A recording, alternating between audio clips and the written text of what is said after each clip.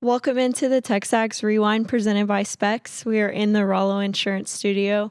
My name is Kaylee Dreyer, and I'm at the Angry Elephant News and Social Center. Today on the Rewind, we had OB with the Go Hour, Ralph Russo, Mark Farris, and Andrew Monaco. Check it out. You don't want to believe they're going to be really good so that you're pleasantly surprised afterwards, and then, or if they're bad, see, I told you, this is who we are. Was that Dave and Franklin? Yeah. Dave, here's what you do. You go in open-minded. I get it. When A&M has been unranked or lower in the top 25, those are the years they typically have strong finishes, like 2020, 2012. When they're higher, like the last two times they opened the season ranked sixth, they had a bad year. So I get where he's going with that, but it's a new coach.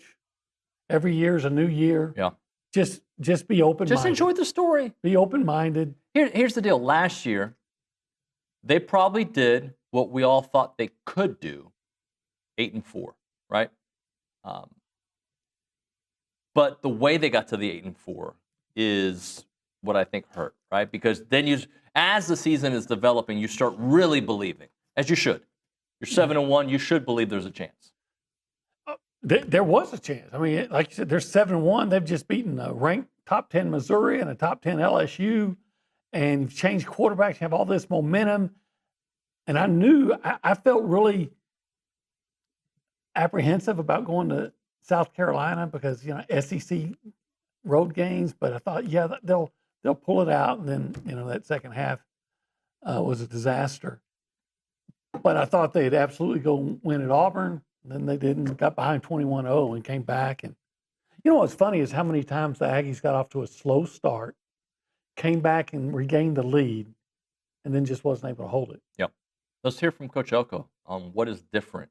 Year two, I don't think the question is going to be on here, but basically I asked what's different on the eve of the first day of practice. I think he's dynamic. I think he's great. Might be the best running back in college football, but I can't help to think what week 3 could look like. Because I don't think Le'Veon was a finished product when they played here at Kyle Field week 1 of last year. And obviously there's some questions about how healthy Le'Veon is going to be. Mike says everybody's ready to go, so I'm looking forward to seeing that. But that matchup, if you're into like grinded out football, Notre Dame, Texas A&M, week 3 could be exactly that, should be exactly that. Yeah, I wouldn't be surprised if the game plays out a little bit like last year, right? With, I think, a better version of A&M. And, if you want to spin it towards the A&M positive side of that, you look at all the problems Connor Wegman had last year in that game against a very good Notre Dame defense, a very good Notre Dame secondary, and you can convince yourself, well, Reed gives us options that Wegman didn't, right? Like, if it's hard to throw against Notre Dame again, and by the way, their secondary should be pretty darn good again. I don't know if it'll quite as good as last year, but it has the makings of being pretty darn good again. But I do see like that's a game that two of the best offensive lines in the country. My sense is you probably will end up with a somewhat similar, grinded out, very physical, win at the line of scrimmage, pop a couple of plays type of game. And you're right. Like, Le'Veon's a great player if he's healthy. And we'll see how that matchup with Love goes. Notre Dame had the luxury last year of sort of limiting the pitches, putting Love on a bit of a pitch count, as to not wear him out. But that's a game where I could see them saying, you know what, big boy, we got to ride you today. Hotline. Our guest is Mark Farris. Played in A&M not a long time ago because I graduated a long time ago, and he played after me. Mark, what's up, buddy? Not much, man. How are you? I'm doing well. Thanks for joining us. And I wanted to talk about a little bit about your time at A&M and your time in college athletics and kind of compare it to now. And not necessarily NIL, but just how different the world is. But you had a unique path to A&M and an awesome path. Kind of take us through your decision to not necessarily go to college right away, to go try baseball for a bit. Yeah, so kind of a long story. I'll try to shorten it as much as I can. So I got, I'd signed to play at A&M. That's back when, this is so long ago, everybody signed in January, February. and then you went to A&M and, the next fall or whatever. Everything's changed obviously nowadays. But so my story is I signed in February, ended up becoming a high draft pick. June, that's back when the baseball draft, that's changed too. The baseball draft was June 2nd or 3rd or something. Ended up being a high draft pick. And really with where I was drafted, it wasn't much of a choice to be made, honestly, in my opinion. I had to go play baseball, at least give it a shot. And so my problem with baseball was I was always kind of had one eye on trying to play football still.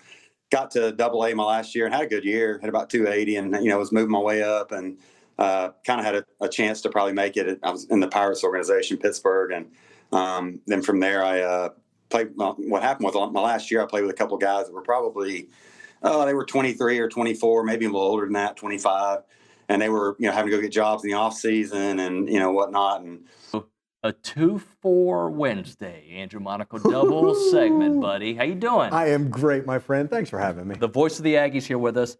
So you were in the press conference yesterday. I saw you. I'm going to tell you my takeaway. Tell me if it feels the same way.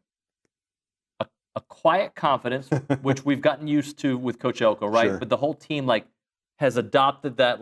Yeah, we're confident, but we're not going to say too much. But we know what we can do. Yeah, I chuckled because when you said quiet confidence, I was going to answer that with you. I think that's there, and I think that comes from the experience that is coming back at a number of different positions.